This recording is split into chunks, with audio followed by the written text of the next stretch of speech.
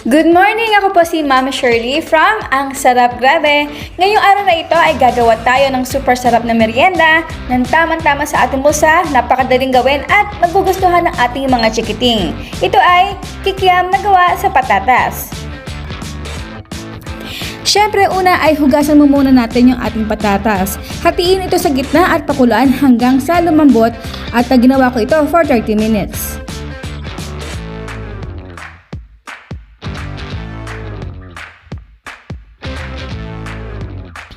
Ayan, so malambot na siya.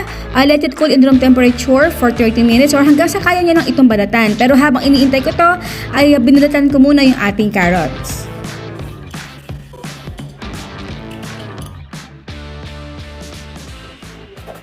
Then, tadtarin natin ito ng maliliit.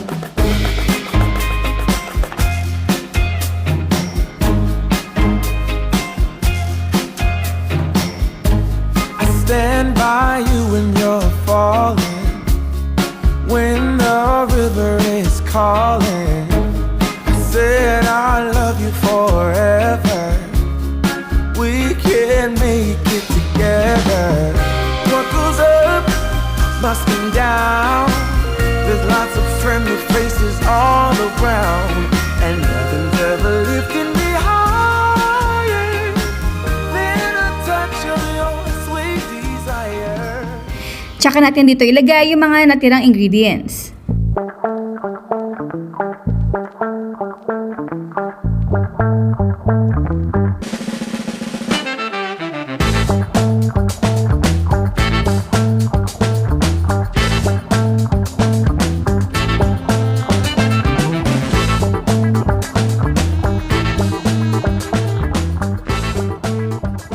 At para patay-patay naman ang sukat ng ating potato kikiam, ay gumamit ako dito ng 1 tablespoon na pang-scoop. Sa atin naman na pag-shape ng ating kikiam ay depende yan sa inyo kung gaano kahaba o kalaki, pero gusto ko kasi medyo mahaba. Ayan. So kung gusto niyo ng maikse, half tablespoon lang yung inyong gamitin. At habang nagro-rolyo tayo, ang tanong ni Mama Shirley, ano ang tawag sa ating merienda na ginagawa natin ngayon? Ang inyong sagot sa comment box section. Ayan, so making sure na bago natin ito pirutuhin ay napainit na natin yung ating mantika. Again guys, dito kasi ay luto na yung ating mixture. Kaya ang lulutuin din na natin yung outer. Kaya kahit medium high heat ay okay lang naman basta ito ay magiging crunchy.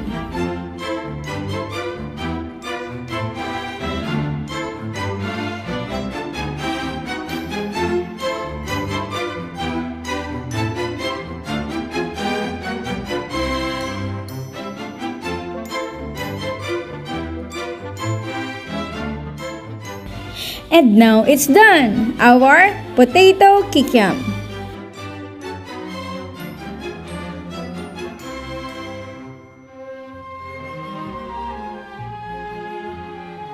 Kain po tayo!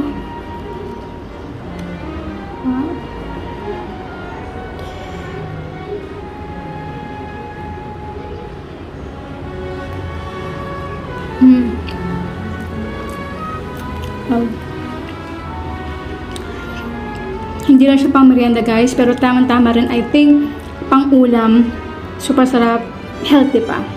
Diba? Sarap. Wow. Mas masarap, mas crunchy.